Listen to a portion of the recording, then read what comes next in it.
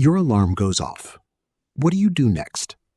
If you're like most people, and I say this without judgment because I used to do this too, you reach for your phone, you check Instagram, you scroll the news, you read emails that stress you out before you've even sat up in bed, and before you've touched the floor, before you've had a single conscious thought that belongs to you, your brain is already in reactive mode, already stressed, already behind. Now, here's what's happening on the other side of the world at that exact same moment. Jeff Bezos has already been awake for an hour. He's had his breakfast. He's read something that expands his thinking. He will not open a single email or attend a single meeting until at least 10 in the morning because he guards those first hours like a vault. Tim Cook woke at 3:45 a.m., not because he's superhuman, but because he decided years ago that the morning belongs to him and not to the world's demands. Oprah Winfrey spent her first 20 minutes in meditation, not checking a phone, not responding to anyone, just thinking. Here is the brutal, uncomfortable, scientifically supported truth. The first 60 minutes of your day set the neurological, hormonal, and psychological tone for every hour that follows. And most people are spending those 60 minutes handing their mental state directly to social media algorithms designed to make them anxious. Today, we're going to change that. Stay with me, because last 5 minutes contains the one morning habit that ties everything else together, and it takes less than 30 minutes. To understand why the morning matters so profoundly, you need to understand what your brain is doing between the moment you wake up and the moment you're fully alert, because it's not doing what most people think. When you first wake, your brain transitions from theta wave activity, the slow, dreamlike state of deep sleep, through a phase called the hypnopompic state, before arriving at full beta wave consciousness. This transitional window, which lasts roughly 20 to 30 minutes for most people, is one of the most neurologically remarkable periods of your day. During this window, your brain is extraordinarily receptive. Your prefrontal cortex, the part responsible for rational thought, planning, and self-discipline, is not yet fully online. Your amygdala, which processes threat and emotion, is highly sensitized. What this means in plain English is this: the first information your brain receives after waking has a disproportionate impact on your emotional state and your cognitive framework for the entire day. Stanford neuroscientist Andrew Huberman has extensively documented this. The moment you expose your eyes to bright light, especially natural morning light, you trigger a cortisol spike that is actually healthy and essential. This cortisol pulse sets your body clock, sharpens your focus, and creates the neurological conditions for alertness and drive. But when you go straight to your phone, you're flooding that sensitized brain state with unpredictable, emotionally loaded information. Other people's news, other people's problems, other people's highlight reels, and your brain responds as if it's a threat environment. You've started a war in your own nervous system before breakfast, and that war, that low-level anxiety and reactivity, follows you for the rest of the day. Millionaires understand this, even the ones who've never read a neuroscience paper. They protect the morning, they protect the brain, and the results follow. Let's address the first and most controversial element of the millionaire morning, the early wake time. And before you close this video, hear me out, because this isn't about 5 a.m. being magical. It's about what 5 a.m. represents. Apple CEO Tim Cook wakes at 3:45 a.m. Disney CEO Bob Iger was famous for his 4:30 a.m. alarm. Howard Schultz, who built Starbucks from a single coffee shop into a global empire, starts his morning routine before 5 a.m. Richard Branson is up by 5:45 a.m., and he credits his morning habits directly to his productivity.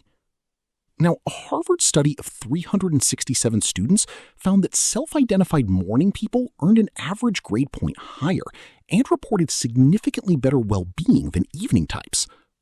A study published in the Journal of Applied Social Psychology found that early risers rated themselves as more proactive, more anticipatory of problems, and more likely to take action on long-term goals.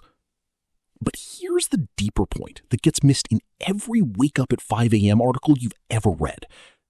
The early morning is not about the time itself. It's about quiet. It's about having hours that belong only to you before the world starts making demands, before your phone starts ringing, before your inbox fills up, before anyone needs anything from you. Those hours between 5 a.m. and 8 a.m. for most people are the only hours in the day where the world isn't actively competing for your attention. And the people who build significant wealth and success almost universally understand that the battle for your attention is the battle for your future. Whoever controls your attention controls your outcomes. And right now, for most people, a social media algorithm is winning that battle at 7:30 in the morning. If there is one single change you make after watching this video, it should be this. Do not touch your phone for the first 60 minutes after waking up. Not for 1 minute, not to check the time, not for a quick look, not at all. I know how that sounds. I know that for many of you, reaching for your phone in the morning is as automatic as breathing. A 2023 survey by reviews.org found that 71% of Americans sleep with their phone within arm's reach, and that 47% check their phone within 5 minutes of waking. Half of all people begin their day inside someone else's agenda before they've been conscious for 5 minutes. Here is what happens neurologically when you check your phone first thing in the morning. Dopamine, the neurotransmitter associated with motivation and reward, fires immediately. But here's the problem. Dopamine doesn't just reward you for checking. It creates a dependency loop that makes not checking feel genuinely uncomfortable, even anxious. You've essentially trained your brain through months or years of habit to require external stimulation as its first input of the day. And what follows is a morning defined entirely by reaction rather than intention. Oprah Winfrey has spoken about her no-phone morning rule extensively. She describes her first 20 minutes as sacred. Marcus Lemonis, the business titan, doesn't open email until he's had physical exercise and at least 30 minutes of personal planning time. The phone will be there in an hour. The emails will still exist. The notifications will wait. But those first 60 minutes of neurological gold, the window where your brain is most receptive to the ideas, intentions, and emotions you feed it, those do not come back. You get them once a day. What are you doing with yours? Of all the habits that appear consistently across the morning routines of high performers, one stands above the rest in terms of frequency and in terms of the sheer volume of scientific evidence behind it. Morning movement. Physical exercise before the rest of the world is awake. Apple's Tim Cook hits the gym at 5 a.m. before any meetings. Mark Zuckerberg runs, lifts, and trains in mixed martial arts consistently in the early morning hours. Richard Branson attributes his productivity gains to morning kite surfing or tennis. Jack Dorsey, who simultaneously ran both Twitter and Square, was famous for his 5:30 a.m. running routine, even during his most intense periods of pressure. The neuroscience behind morning exercise is astonishing in its clarity. Exercise triggers an immediate release of brain-derived neurotrophic factor, BDNF, which Harvard psychiatrist John Ratey calls miracle growth for the brain. It literally promotes the growth of new neural connections, enhances memory consolidation, and dramatically improves focus and executive function for up to 4 hours after exercise ends. Morning exercise also elevates dopamine, serotonin, and norepinephrine simultaneously, the exact same neurotransmitter combination that most antidepressant and focus medications attempt to replicate chemically. Before the first meeting of the day, before the first decision, before the first crisis lands in their inbox, high achievers have already biologically optimized their brain chemistry. And it doesn't have to be extreme. Research from the University of California shows that even 20 minutes of moderate walking, not running, not lifting, just walking, produces measurable improvements in cognitive performance, creative thinking, and emotional regulation that persist for hours. 20 minutes. Anyone can do 20 minutes. The question is whether you choose to, or whether you hand that time to your phone instead. Here is something that every high performer seems to understand intuitively that the average person completely ignores. After 7 or 8 hours of sleep, you are clinically dehydrated. Every breath you exhale contains water vapor. Every hour of sleep, your body loses fluid through natural metabolic processes. You wake up quite literally running on empty in terms of hydration. And the first thing most people reach for, after their phone, is caffeine. Coffee on an empty, dehydrated stomach does something specific and measurable in your body. It elevates cortisol at a time when your cortisol is already naturally rising from sleep. It can impair the absorption of key nutrients, and it creates an artificial energy spike, followed by the crash that most people call a bad morning.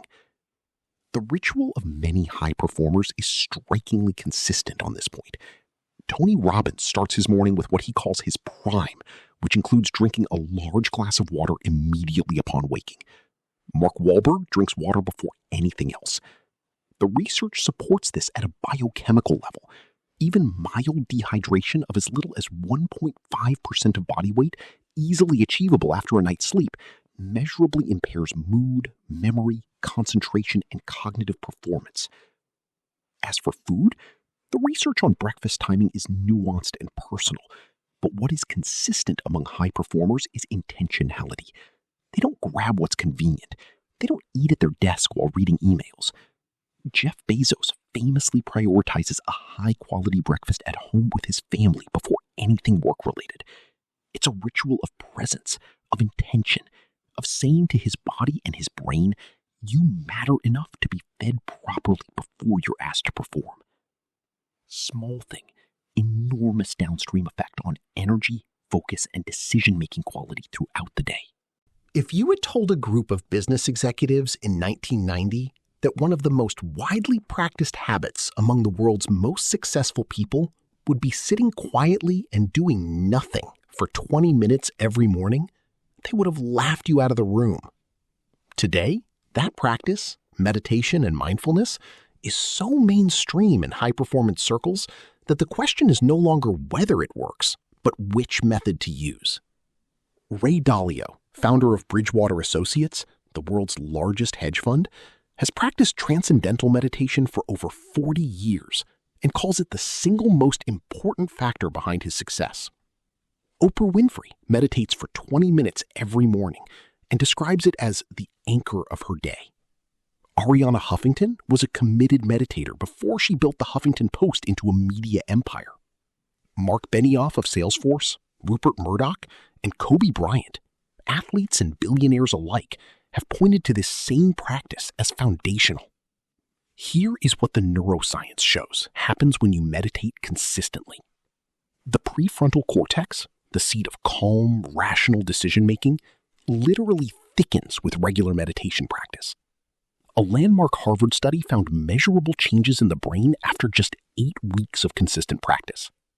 The amygdala, which drives fear and reactive emotional responses, becomes less reactive. Researchers at UCLA found that long-term meditators had brains that appeared 7.5 years younger than non-meditators of the same age. You don't need to sit cross-legged for an hour. You don't need to empty your mind. That's a myth about meditation that keeps people from starting. Even 5 minutes of focused breathing, of deliberate attention on the present moment, produces measurable changes in cortisol, blood pressure, and cognitive clarity. 5 minutes. The most powerful people in the world are not too busy for 5 minutes of silence. The question is whether you are. There is a practice so old, so consistently endorsed by the most extraordinary minds in history, and so thoroughly validated by modern psychology, that the only explanation for why most people don't do it is that it sounds too simple to be significant. Writing. Specifically, writing every morning about what you intend to think, feel, and do that day. Marcus Aurelius did it every morning. Those writings became the Meditations, one of the most profound books ever produced by a human mind. Charles Darwin kept a daily journal. Albert Einstein wrote constantly. Benjamin Franklin famously began each morning with the question, "What good shall I do today?" And every evening he asked, "What good have I done today?"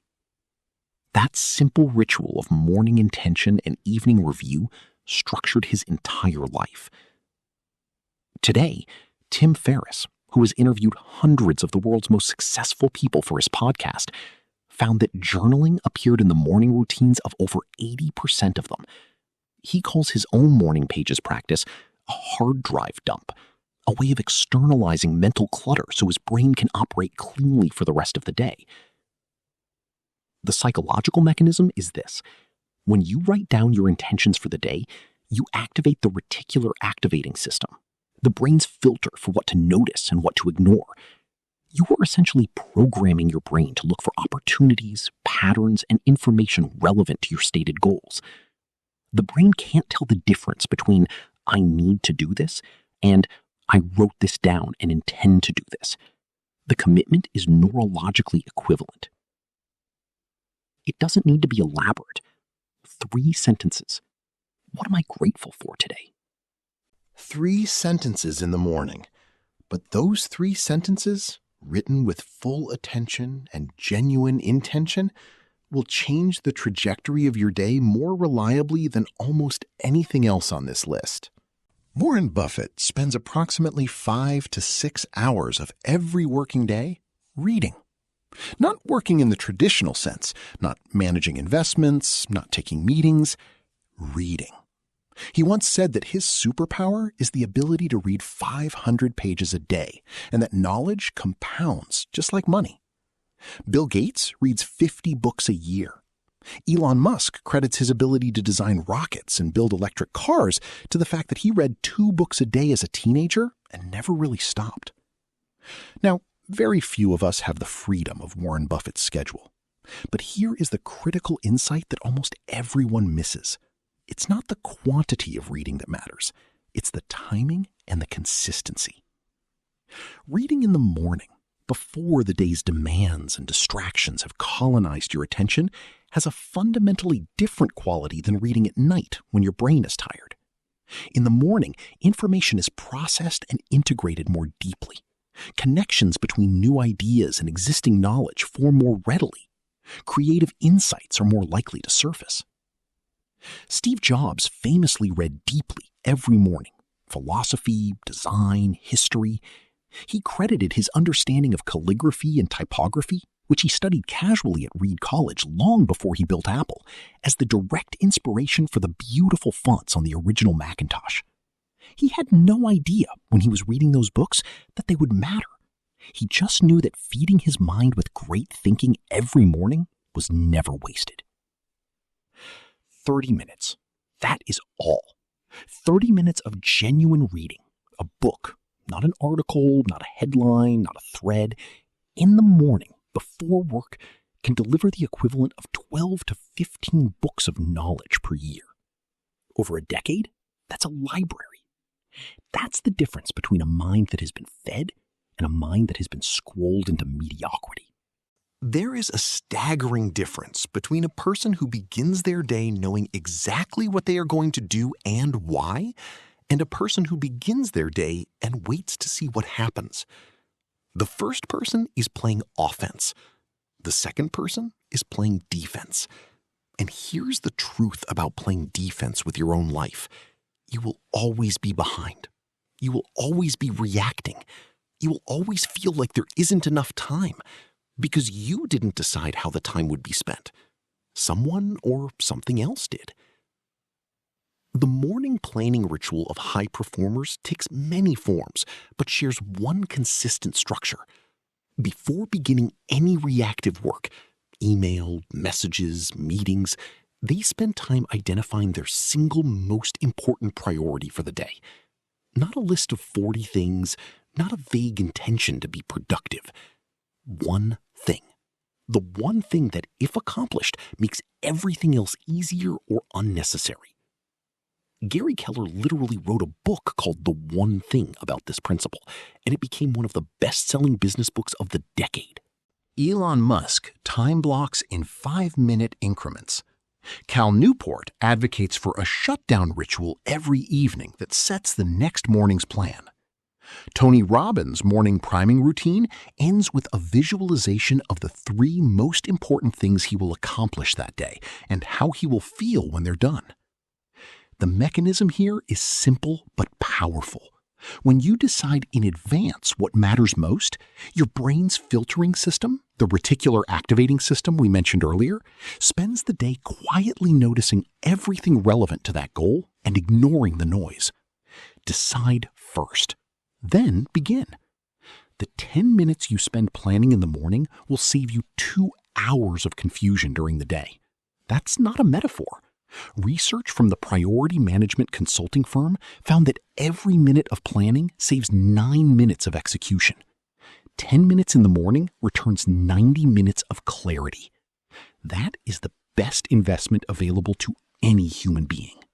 There is one morning practice that has exploded in popularity among high performers over the past decade, and it is also the one that almost everyone resists with their entire being when they first hear about it. Cold exposure, a cold shower, or better yet, cold water immersion in the morning. Before you skip ahead, hear the science, because this is not wellness influencer nonsense. The research behind cold exposure and performance is serious, peer-reviewed, and genuinely remarkable. A study published in PLOS ONE found that people who took cold showers reported a 29% reduction in sick days. Research by neuroscientist Andrew Huberman has shown that brief cold exposure of even 2 to 3 minutes produces a massive, sustained release of epinephrine, adrenaline, and norepinephrine, which creates a state of heightened alertness and motivation that can last for hours. Cold exposure also increases dopamine levels by an extraordinary 250% above baseline. And unlike dopamine spikes from social media or sugar, this dopamine rise is sustained and gradual, creating a stable sense of well-being and drive rather than a spike and crash cycle. Tony Robbins famously plunges into cold water every single morning as part of his priming routine. Tim Ferriss advocates cold showers as one of the highest leverage morning habits. David Goggins, the former Navy SEAL whose mental toughness has become legendary, views cold exposure as fundamentally about training the relationship between discomfort and choice, learning every single morning that you can choose to do hard things even when every instinct screams against it. That last point matters more than any neuroscience paper. Every morning that you choose the cold shower, you are practicing the skill of doing what you said you would do even when you don't want to. And that skill, the skill of following through on your own commitments to yourself when it's uncomfortable, is the exact skill that determines whether the rest of your morning routine actually happens. There is a well-documented psychological phenomenon called negativity bias. Human brains are hardwired through millions of years of evolutionary pressure to notice threats more readily than opportunities, to remember negative experiences more vividly than positive ones, and to weight potential losses more heavily than equivalent potential gains. This was enormously useful on the African savanna 200,000 years ago. In a modern context, it means that without deliberate intervention, your brain will spend much of your day automatically scanning for what's wrong, what's threatening, what's missing, and what could go badly. It will do this automatically, below the level of conscious awareness, and it will color every perception and every decision with a subtle but persistent negative tint. Gratitude practice, specifically writing down 3 to 5 specific things you are genuinely grateful for every morning, is one of the most thoroughly researched interventions in all of positive psychology for counteracting this bias. Dr. Martin Seligman of the University of Pennsylvania, considered the father of positive psychology, found in multiple studies that a daily gratitude practice produced measurable, lasting increases in happiness and well-being that persisted for months after the practice began. Not just feelings of gratitude, measurable neurological changes in how the brain processes experience. Oprah Winfrey has kept a gratitude journal for over 20 years, and credits it as one of the most transformative practices of her life. Tony Robbins' morning priming includes gratitude as its central emotional foundation. He argues that you physically cannot be simultaneously grateful and fearful. The two emotional states are neurologically incompatible. 3 specific things. Not my family. That's too vague to activate genuine feeling. The way my daughter laughed at breakfast yesterday. That specificity is the mechanism. That specificity forces real memory and real feeling. And real feeling is what rewires the neural pathway. Let's do some uncomfortable mathematics together. The average person checks their phone within 5 minutes of waking. They spend approximately 37 minutes on social media before leaving the house, according to data from the Global Web Index. They skip breakfast or eat something low quality at their desk. They arrive at work already reactive, already mildly anxious, already behind on the day they didn't plan. Now, let's calculate what that costs. 37 minutes of social media every morning is 226 hours per year.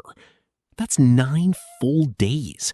9 complete 24-hour days that you spent consuming content someone else made about a life that isn't yours. The average person who doesn't exercise in the morning also doesn't exercise at lunch. The meetings run over. And doesn't exercise in the evening because they're tired from a reactive, unplanned day that left them drained. So those 37 minutes of morning scrolling don't just cost 37 minutes, they cost the entire day's momentum. Over a career, the compound effect of reactive, unplanned mornings versus intentional, structured mornings is staggering. Researchers at Duke University found that habits, automatic behaviors that require no decision-making, account for approximately 45% of all human behavior. What you do automatically in the morning sets the behavioral baseline for an enormous portion of your day. Change the morning, and you change nearly half of everything. The difference between a millionaire and a person who is perpetually almost there is rarely talent. It's rarely luck, at least not entirely. It's most often the accumulated effect of daily choices that one by one, in the moment, seem entirely insignificant. Checking your phone once won't ruin you. Doing it every morning for 10 years will absolutely define the ceiling of your potential. The morning is where that ceiling gets set. Here is where most morning routine content fails you. It presents the habits of billionaires and then implies, directly or indirectly, that you need to replicate their exact routine to get their results. Wake at 4 a.m., meditate for an hour, run 10 kilometers, journal for 30 minutes, read for an hour, and have a full nutritious breakfast, all before 7 a.m. That's a full-time job in itself. And for the vast majority of people with children, with demanding careers, with actual human constraints on their time, it is not only unrealistic, but actively counterproductive. Because when you try it for 3 days and inevitably fail to sustain it, you conclude that you are the problem, rather than the prescription. Here's the framework that actually works. It's built on one principle: non-negotiable anchors. Choose 2 to 3 morning behaviors that you will do every single day without exception, and make them achievable in the time you actually have. If you have 15 minutes, your anchor habits need to fit in 15 minutes. Then protect those habits with the same ferocity that Tim Cook protects his 3:45 a.m. alarm. The sequence matters more than the duration. The research on habit stacking, pioneered by behavioral scientist B.J. Fogg, shows that linking a new behavior to an existing automatic behavior is the most reliable way to make it stick. After I wake, I drink water. After I drink water, I write 3 gratitude statements. After I write, I go outside for 10 minutes. That's a complete morning routine that takes under 20 minutes and produces measurable neurological benefit. Start with one thing, not 7. One thing, done consistently for 60 days, that you protect as sacred. Because a morning routine done imperfectly and consistently is infinitely more powerful than a perfect morning routine you abandon after 2 weeks. We promised you the one habit that ties everything together. Here it is, and it's deceptively simple. Before you touch your phone tomorrow morning, before you make coffee, before you do anything, sit up, put both feet on the floor, and ask yourself this one question out loud. What kind of day am I going to create today? Not what do I have to do today? Not what's waiting for me today? Not I wonder what happened while I was asleep? A creative question, an ownership question, a question that places you, not your calendar, not your inbox, not the algorithm, at the center of your day. That question, asked with full awareness in those first moments of consciousness, does something neurologically that no productivity app can replicate. It activates agency. It shifts your brain from its default threat scanning mode to an intentional, forward-looking, creative mode. It takes approximately 4 seconds, and it changes everything about the minutes and hours that follow. The morning routines of the world's most successful people are not about discipline for its own sake. They are not about suffering through cold showers and 4 a.m. alarms to prove something. They are about one idea. The same idea that Epictetus understood in chains, that Marcus Aurelius understood on a throne, and that every high performer who has ever lived their life with purpose has understood in their own way. You are the author of your own day. But authorship requires intention, and intention requires a beginning. Tomorrow morning is your beginning. Now, if this video gave you even one thing you will actually use tomorrow morning, here's what I need you to do right now. Hit that subscribe button. Not for me, for your future self. Because every single week we release content exactly like this. The kind of content that doesn't just entertain you, but actually hands you something you can use the very next day. And if you leave this video without liking it, I genuinely want you to think about what that says about your morning routine. Because people who respect their own time and their own growth, they reward the things that help them. Be that person. Subscribe. See you next week.